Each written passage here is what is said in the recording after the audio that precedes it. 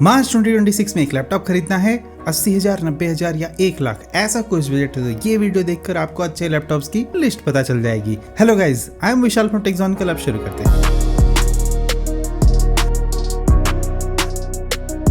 Video में आगे बढ़ने से पहले कुछ खास बात है। आपको सबसे ज्यादा लेटेस्ट जनरेशन का प्रोसेसर वाला लैपटॉप ही खरीदना है, दैट इज फॉर श्योर। किसी भी गेमिंग लैपटॉप को इस पूरी लिस्ट में मैंने नहीं इंक्लूड किया है। उसका रीजन ये है क्योंकि मैं हर महीने ऐसे ही 3 वीडियोस लेके आते रहता हूँ अपने चैनल पे, तो ये उसी का तीसरा पार्ट है, सबसे प्रीमियम रेंज वाला। जो बजट रेंज वाले हैं उनके वीडियो जाके आप चैनल पे चेक कर सकते हो, लेकिन इस वीडियो में सिर्फ इसी प्रीमियम रेंज की मैं बात करने वाला हूँ। यहाँ पे कुछ आपको अल्ट्रा बुक्स और एवरीडे यूज टाइप के लैपटॉप में बताऊंगा, बहुत ही ज्यादा मतलब जो वैल्यू फीचर पैक्ड लैपटॉप है। सबसे पहला लैपटॉप एप्पल का मैकबुक एयर M4। एप्पल के M5 चिप के साथ में जो बेस वेरिएंट भी लॉन्च हुआ, उसमें उन्होंने SSD बढ़ा दी और रैम भी अच्छी कर दी, तो इस वजह से क्या हुआ कि उसका प्राइस भी ज्यादा हो गया। अब अगर आपका बजट 1 लाख से नीचे ही है तो पूरी मजबूरी में जाकर आपको एप्पल M4 वाला ही खरीदना पड़ेगा। लेकिन M4 काफी ज्यादा कैपेबल प्रोसेसर है। मैकबुक प्रो जो कि मेरे पास ये लैपटॉप है, इसमें भी वही लगा हुआ है। जितनी भी वीडियो पे एडिटिंग वगैरह आप देख रहे हो सभी मैं इन्हीं लैपटॉप्स पे करता हूँ जनरली, लेकिन ये क्योंकि एयर है तो ऑफ कोर्स आपको जो यहाँ पर फैन का सपोर्ट नहीं मिलता। एप्पल का मैकबुक एयर आप M4 वाला खरीद सकते हो। और इस साल क्या हुआ कि जो 10 कोर 8 कोर जीपीयू वाला बेस मॉडल है ना इनका, इसका प्राइस और भी ड्रॉप हो जाएगा ओवर द टाइम। अभी तो M5 चिप वाला आया है, तो जैसा कि जुलाई तक मैं कह सकता हूं कि उस टाइम तक जाते जाते हो सकता है जो M5 वाला है वो 1 लाख के अंदर में मिले Amazon वगैरह पे जनरली, और ये वाले जो है 75 to 80 के रेंज में मिलने चाहिए। लेकिन अगर आपको अभी मार्च में ही खरीदना है तो आपको 95,000 ऑलमोस्ट देने पड़ेंगे इसके लिए, तो वो तो एक फैक्ट है। फिलहाल अगर आपको विंडोज में खरीदना है कुछ, तो Asus का ZenBook आप खरीद सकते हो। बहुत ही हल्का लैपटॉप है, 1.2 kg का, और इसमें आपको मिलता है AMD का Ryzen AI 5 340। ये काफी ज्यादा अच्छा प्रोसेसर है। इस प्रोसेसर के बारे में जानने के लिए आप इसे कॉपी कर सकते हो और जाकर किसी सर्च इंजन में जो है इसे पेस्ट कर दो, और ये जो पहला रिजल्ट आएगा आप उसे जाके चेक कर सकते हो। यहाँ पर जनरल स्पेसिफिकेशन में आप देख सकते हो कि नंबर ऑफ कोर 6 है यहाँ पर, और 4.8 GHz तक की मैक्सिमम फ्रीक्वेंसी। लेकिन इंटरेस्टिंग चीज की यहाँ पर 50 टॉप्स की AI परफॉर्मेंस मिलती है, जो कि इसको काफी यूनिक बनाती है। अब इस प्रोसेसर के साथ में आप अच्छे खासे AI टास्क बड़े ही आराम से हैंडल कर पाओगे। साथ में यहाँ पर 3K रेजोल्यूशन का एक बढ़िया सा OLED डिस्प्ले मिलता है, वो भी 120 हर्ट्ज के रिफ्रेश रेट के साथ में, तो डिस्प्ले पे कोई कंप्रोमाइज नहीं है। मल्टीमीडिया कंजम्पशन के लिए बहुत एक्सीलेंट लैपटॉप रहने वाला है। एक अच्छा डिस्प्ले मिलता है आपको। प्लस अगर आप वेब कॉन्फ्रेंसिंग जैसा कुछ करते हो तो उस केस में भी AI इंजन की कैपेबिलिटी की मदद से रियल टाइम AI टास्क काफी अच्छे हैंडल हो जाएंगे। साथ में इसमें आपको विंडोज 11 और ऑफिस 2024 ये चीजें मिल जाती। अब जैसा कि आप ये जो हाई-फाई से लैपटॉप खरीद रहे हो, लेकिन आपको विंडोज 11 होम ही मिलता है इसमें, तो आप विंडोज 11 प्रो को अगर खरीदना चाहते हो तो उसे बड़े ही सस्ती कीमत पे अपग्रेड कर सकते हो। आप जा सकते हो mypckey.com पे, यहाँ पर विंडोज लाइसेंस सेक्शन में जाके विंडोज 11 पे क्लिक कर दो, और आपको यहाँ पर विंडोज 11 की प्रो वाली जो रिटेल की 647 रुपीज में मिल जाती है। जो रिटेल की होती है वो माइक्रोसॉफ्ट अकाउंट पे आपको डिजिटली स्टोर हो जाती है, तो उससे आपको फायदा क्या रहेगा कि इस लैपटॉप में आपको कभी भी विंडोज लाइसेंस को फिर से फैक्ट्री रीसेट करके फिर से इंस्टॉल करना है तो आप वो कर पाओगे उसी की के साथ में। तो आपको बार बार की एंट्री भी नहीं करनी पड़ेगी, वो क्योंकि आपके माइक्रोसॉफ्ट अकाउंट पे सेव हो चुका है। और उसके ही साथ इस वेबसाइट से आप MS ऑफिस का 365 वाला वर्जन भी खरीद सकते हो, वो भी सिर्फ 739 रुपीज में। यहाँ से मैंने खुद भी कीज वगैरह परचेज की है, और ये काफी जेन्युइन की प्रोवाइड करती है ये वेबसाइट, और साथ में इनका कस्टमर सपोर्ट भी काफी सही है। इसका भी लिंक वीडियो के डिस्क्रिप्शन में दिया है, और सभी लैपटॉप का लिंक भी जो है डिस्क्रिप्शन में दिया है। वीडियो पूरा अंत तक देखो, आपको अच्छे से समझ में आएगा कौन सा लैपटॉप खरीदना है। अब अगला लैपटॉप जो बताना चाहता हूँ वो है Lenovo का ThinkBook 14। 75,000 के बजट में ये काफी फीचर पैक्ड लैपटॉप है, और सभी कुछ इसमें आपको मिल जाएगा, जैसे कि बैकलाइट कीबोर्ड, फिंगरप्रिंट रीडर, सब कुछ दिया है। इंटेल का Core 5 210H आपको मिलता है, तो प्रोसेसर मतलब प्राइस और परफॉर्मेंस की थोड़ी यहाँ पर कैलकुलेशन कम अच्छी है। 70,000 के अंदर होता तो ज्यादा अच्छा होता ये लैपटॉप। जो ThinkBook सीरीज है ये अपने अच्छे लुक्स की वजह से जानी जाती है, और यहाँ पे वो जो मिलिट्री स्टैंडर्ड ड्यूरेबिलिटी फैक्टर चलता है ना, तो वो भी कहानी यहाँ पे चलती है Lenovo की। इस वजह से इनकी बिल्ड क्वालिटी ज्यादा अच्छी होती है, मदरबोर्ड अच्छी होती है इन जनरली इन लैपटॉप की। बाकी 16GB की रैम, 512GB की SSD यहाँ पर लगी हुई है, और IPS डिस्प्ले मिलता है अच्छा सा आपको, 300 निट्स की ब्राइटनेस वाला, और ये 1.36 kg का लाइट वेट सा लैपटॉप है, इसलिए आपको ये खरीदना चाहिए। और अगला लैपटॉप जो आपको बताना चाहता हूँ, ब्रांड रिलायबिलिटी फैक्टर आपको चाहिए डेल जैसे ब्रांड की तरफ से, और ये लैपटॉप मैं काफी ज्यादा हाईली रिकमेंड करता हूँ आपको, क्योंकि डेल की तरफ से आपको एक बहुत ज्यादा बैलेंस स्पेसिफिकेशन इस लैपटॉप में मिलती है। वो है सबसे बड़ा हाईलाइट इंटेल का Core अल्ट्रा 226V मिल जाता है, अल्ट्रा 5 वाला। ये बहुत ही ज्यादा अच्छा प्रोसेसर हो जाएगा compare to any other processor in this budget. और इस प्रोसेसर में भी रियल टाइम AI टास्क काफी अच्छे हैंडल हो जाएंगे। 16GB की यहाँ पर रैम है, 512GB की SSD है, विंडोज 11 होम भी प्री इंस्टॉल्ड मिल जाता है आपको, जो कि MS ऑफिस के साथ में है, काफी अच्छा सा रहेगा।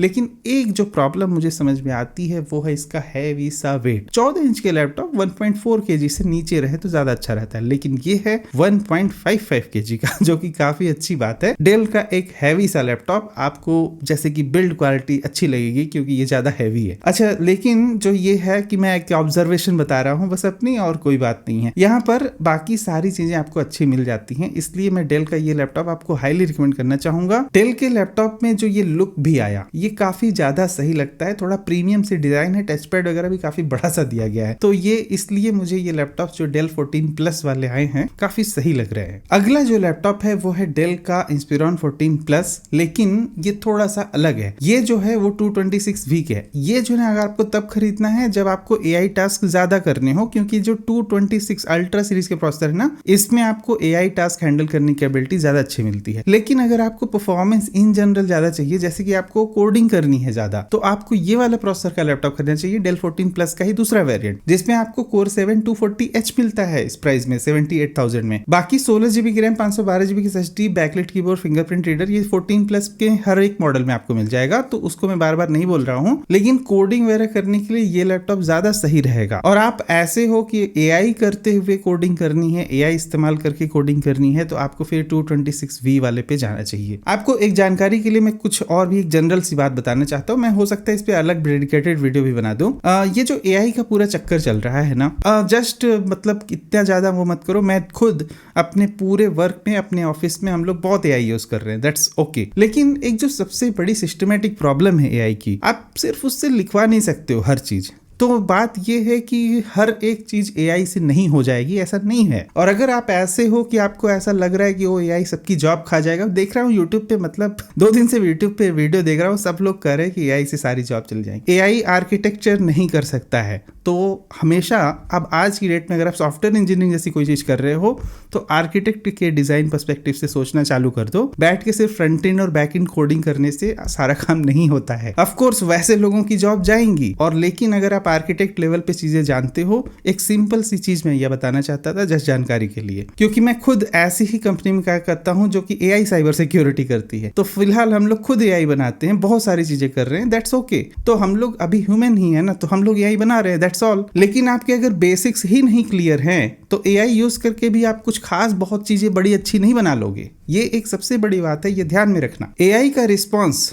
जैसा आपकी स्किल सेट है ना, वैसा ही रहने वाला है। तो एक तरह से आपकी स्किल सेट को ही वो शोकेस करके दिखा रहा है। अगर आपकी स्किल सेट ही खराब है तो AI आपको मास्टरी नहीं दे सकता है, दैट्स द मेन फैक्टर। इसलिए कोडिंग अच्छे से सीखनी है तो आपको ये इंटेल Core 7 240H प्रोसेसर का लैपटॉप खरीद लेना चाहिए। लेकिन आप कोडिंग सीख चुके हो और AI को यूज करके उसे और अच्छा बनाना चाहते हो तो आपको 226V वाला लैपटॉप खरीदना चाहिए। आई होप कि अब ये जो लैपटॉप खरीदने का कंफ्यूजन है ये वाला दूर हो गया। अच्छा, फिलहाल अगला लैपटॉप जो बताना चाहता हूँ, Lenovo का ThinkPad E14। ये जो है ना, ये लैपटॉप इसमें लगा हुआ है इंटेल Core Ultra 5 225U। अच्छा, आप में से कुछ व्यूअर्स मुझसे ये भी पूछ रहे थे कि अल्ट्रा की सीरीज 3 कब आने वाली है, तो आ चुकी है ऑलरेडी। इस पे लैपटॉप सब मार्च के बाद हो सकता है आना शुरू हो। I don't know the exact date, लेकिन जैसे जैसे लैपटॉप आएंगे वीडियो चैनल पे आ जाएगी, इसलिए आप चैनल को सब्सक्राइब कर लेना। 16GB की रैम, 512GB की SSD है। अब ये एक डॉस लैपटॉप है तो आपको विंडोज ऑफकोर्स परचेस करना होगा। अब सिर्फ डॉस की वजह से एक अच्छा लैपटॉप आप नहीं मिस कर सकते। जो ThinkPad सीरीज है ना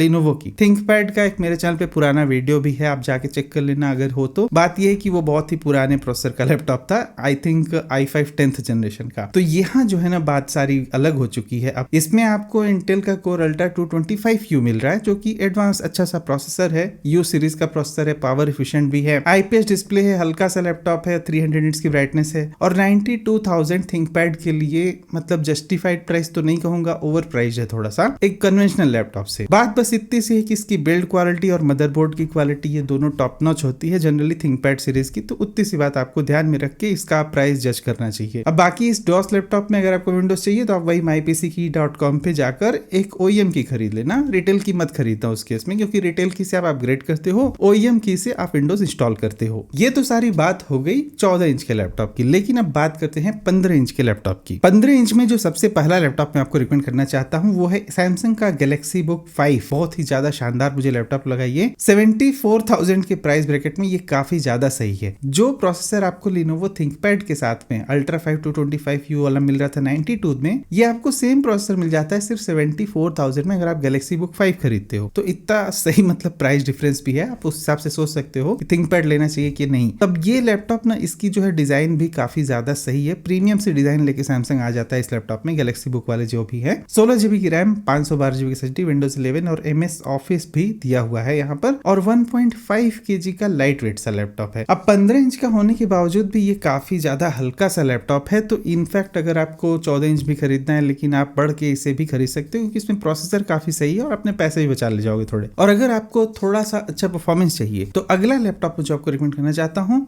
वो भी सैमसंग का गैलेक्सी बुक 5 ही है, और ये है Ultra 7 वाला मॉडल जिसमें 255U लग के आता है। ये जो प्रोसेसर है अपने आप में काफी ज्यादा सही है। 16GB की रैम, 512GB की SSD और विंडोज 11 होम भी यहाँ पर प्री इंस्टॉल्ड होकर मिल जाता है MS ऑफिस का। सेम टू सेम लैपटॉप है, सिर्फ प्रोसेसर का फर्क है। दोनों ही लैपटॉप अपने आप में काफी सही है, प्राइस पे जस्टिफाइड है। और एक आखिरी लैपटॉप जो आपको रिकमेंड करना चाहता हूँ, Asus का VivoBook S16। Same to same almost 80,000 के बजट में ये भी आता है, लेकिन इसमें प्रोसेसर जो मिलता है वो काफी ज्यादा सही है। यहाँ पर इंटेल का Core Ultra 5 225H मिल जाता है आपको। तो S series of course stands for good kind of performance, तो आप इसमें कोडिंग वगैरह ज्यादा अच्छी कर पाओगे। जैसा कि मैंने बताया कि अगर आपको AI इस्तेमाल करके हैवी कोडिंग करनी है तो उस केस में अच्छा रहने वाला है। जो 226V टाइप के प्रोसेसर होते हैं उसमें NPU टॉप्स ज्यादा होते हैं, लेकिन ये जो 225H होते हैं इनकी परफॉर्मेंस वाइज जो है नंबर ऑफ कोर्स और मैक्सिमम फ्रीक्वेंसी जो क्लॉक स्पीड की है वो ज्यादा होती है। और यहाँ पर आपको NPU टॉप्स जो कि 225H या 255H है इसमें थोड़ी कम मिलती है। वैसे मार्केट में इतना कंफ्यूजन हो चुका है कि मैं सोच रहा हूँ कि इंटेल के जितने भी प्रोसेसर के नॉमेनक्लेचर है ना, मैं उनका मैं एक वीडियो ही बना दूं,